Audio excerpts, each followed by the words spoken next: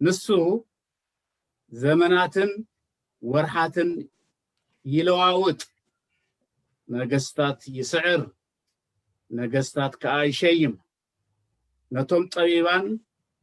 ጥበብ ነቶም አስተውዓልቲ ከዓ ምስተውዓል ይህቦም ይብል ባር ከምቲ አቀዲምና እቲ አርስቱ ዝበልናይ ዝተዛረብናዮ ደግመልኩም እሞ ምስተን ጽሑፋት ዘንበብናየን እንደናይ ተማዓራሪው ከም ዝኸይድ ዘርእስት እዚ ነስተብህለሊና እንታይ እዩ ብግዚያትን ዘመናትን ዘይልወጥ ግዚያትን ዘመናትን ዝልውጥ ዘለዓለማዊ አምላኽ አሎ አሎ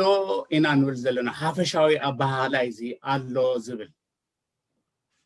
ግን ሓፈሻዊ አባሃላ ብዛዕባ ህላውነት አምላኽ ንምዝራብ አይኮነን ሓፈሻዊ ዘይኮነስ ኣብ ነፍስ ወከፍ ወዲ አምላኽ ህዝቢ አምላኽ ሃገር አምላኽ ብዝኾነ ዝሁሉ ዘመናቱ ይቅይር ይለዋውጥ ግዚያቱ ይልውጥ ይለዋውጥ ንሱ ግና አይልወጥም አሜን ስለዚህ ደፊረ አነብል አሎና አሎ ጥራይ ዘይኮነስ አሎኒ እብል አነ አሎኒ አሜን ንስኻውን ከምኡ አሎኒ ንስኽውን ከምኡ